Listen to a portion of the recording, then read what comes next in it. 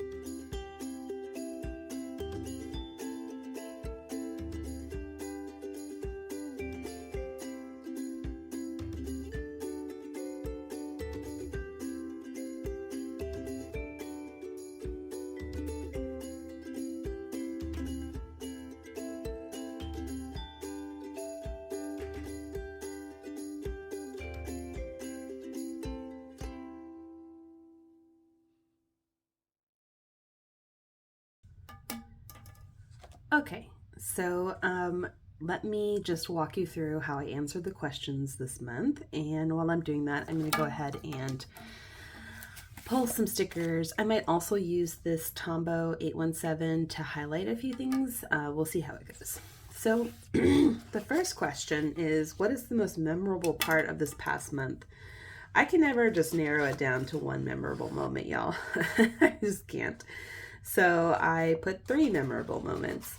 And the first one was the Galentine's brunch that I hosted. I had so much fun at that. I had fun doing it, like organizing it and executing it, and I had fun at it. I just was excited to be able to see most of my really good friends. Some people couldn't make it. Dang it, it's like a very sticky sticker. But really excited that most of my friends could make it, that I could share, this with them and, talk about things, catch up with them. It's a little challenging with a whole group of people to like have a proper catch up per se, but it definitely is better than the alternative, which would have been, which really would have been like having to wait till after my son was born to see most of them. So this was just a great way for us to get together, and for them to get together with each other, but also obviously for me to get together with them. I had just so much fun at that. So that was a big one. And then slow mornings and afternoons with my husband and my daughter. I have some very distinctive memories, which I hope don't fade, of, you know, some of these slower moments in this past month. And there weren't a ton because we had a lot to do, but I do have some of these moments like locked away in my mind of, you know, my husband fixing an outlet in the kitchen and my daughter pretending to help him. You know, just like lighting a fire in our fireplace on some of the colder days. And, you know, just like my husband and I both kind of marveling at how beautiful our daughter is. And I just want to like try to remember those moments as much as possible. I'm definitely feeling like a bit of pressure to, mostly for myself, to remember things as they are now. Because, you know, it's special, even though I'm really looking forward to the arrival of my son. It's very special what we have, and I want to remember it, you know, as much as possible. So, you know, I'm just like reflecting on those moments that we had, and, you know, they are incredibly memorable, and I hope I don't forget them. But I know also when you have another child, or you have a child in general, it is hard to remember what it was like before them. So, but those are definitely some memorable moments that we had. And the third one is my breakdown that I described to you in my last Plan With Me, where I had a crying episode in the Wegmans parking lot. And it's memorable not just because that's very unlike me. I'm not a super weepy person, at least not in public, but it's memorable because I actually did have several strangers, you know, offer to help me in different ways through that time, through that experience. And I had, you know, one of the strangers was so kind as to offer me a bouquet of tulips. She just, you know, she knew, she knew I was having a rough time, and I just really appreciate the kindness of strangers when it happens. And so that was extremely memorable. I don't think I will ever forget that for a number of reasons, but the most important being the kindness that everyone showed me. So I just, yeah, those were the three most memorable moments for sure in the past month. Now there were some other like amazing things that happened, you know, friends I got to see and connections. But if I had to narrow it down to the top three, that would be it for sure. So, and then the next question is, what are the three biggest lessons? The first one is that I have an incredible support network. As mad as I am with my work situation at the moment, and I try not to think about it too much because I'm on maternity leave, I do know how lucky I am to have the like professional support network that I do have, that I have like cultivated and maintained independent of like the situation that I'm currently in. And the personal like network that I have between family and friends, they've just really been there for me through both my childbearing experiences and other things. But I know it was a big lesson this month for sure, was remembering how lucky I am to have these people in my life. And number two is what it meant for me to, what is meant for me will find me. I did share with you on this channel that I had applied for a different job and didn't get it. And I will say it stung, especially in that first like week following the rejection letter. And, you know, at the same time, I like to think that had I been meant for that role, it would have come to me. So I have to be, you know, patient with the process. And I have to be like, okay, you know, that I don't get everything that I try for. So what is meant for me will find me. And then number 3, I need to embrace my limitations. If that story I just told you about the breakdown in the grocery parking lot made any impact, it was definitely that I need to be better about taking it slower. And I've mentioned this many times on this channel that I'm just not really great with limitations for myself. Very patient with others' limitations, but for myself, I'm very rigid sometimes. And then the next question here are, how did I spend my time? And was I happy with the way I spent my time in this past month? I think overall I'm happy with the way my time was spent. I think the biggest thing that I would change if I had the opportunity, or potentially the thing I think I'm going to regret a little, is how much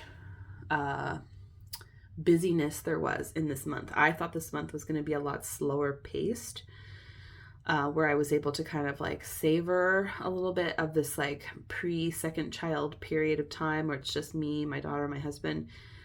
But I do struggle a little with setting boundaries and saying no sometimes, and like all that time I thought I was going to have in this month just filled with good things, I will say, but just it was a lot. And there were times when John and I felt very tapped out, and I think it all manifested, all came to a head when I broke down in the grocery store. So that's, one thing I would change if I had the opportunity, is just to like pull back on some of the busyness. I think I'm just nervous about having the 2 under 2 kids, 2 under 2 years old. And I'm trying to kind of like clear the decks, if you will, of our lives so we can handle that transition more successfully. But I also need to remind myself that life doesn't just stop the minute a new baby comes along. That it's perfectly fine if we didn't have to have filed our taxes before he got here. We would have figured it out after he got here. I just need to, be better about that. That it's like not like I need to have nothing going on after he arrives in order to successfully transition to being a 4-person family. So that's something. And then the next question is asking me, what am I proud of accomplishing in this month? And and looking back on it, I am very proud of all the things that we did in this month. I submitted my teaching award portfolio, had the brunch as I mentioned. I submitted the last bits and pieces of information required for my edited collection. We prepared for baby number 2. We've been fixing the house, like fixing things on the house slowly but surely. Filed our taxes, we're going to sell our car this afternoon. Registration IDs, time with friends, and all the doctor visits. I've had so many doctor visits this month. So proud of all the things that we did squeeze into the month of February. And then the next question is, how are you different between the last month and this month? I'm so much more pregnant than I was, and just like over it. That I can't discount that difference. I just can't, even though it's completely out of my control. I think I was a little less stressed this month in a general way because I didn't have as much work on my desk as I did last month. I'm definitely more emotional, and I'm more tired than I have been, honestly, ever probably in my life. Even taking into account that I've done this before. And then I'm also like very sentimental at the moment for sure. Whereas I think in January, it was kind of more, the focus was a little bit more on grind, get it done. This month I must have had a little more time to like think carefully about, what's happening now and what might happen later.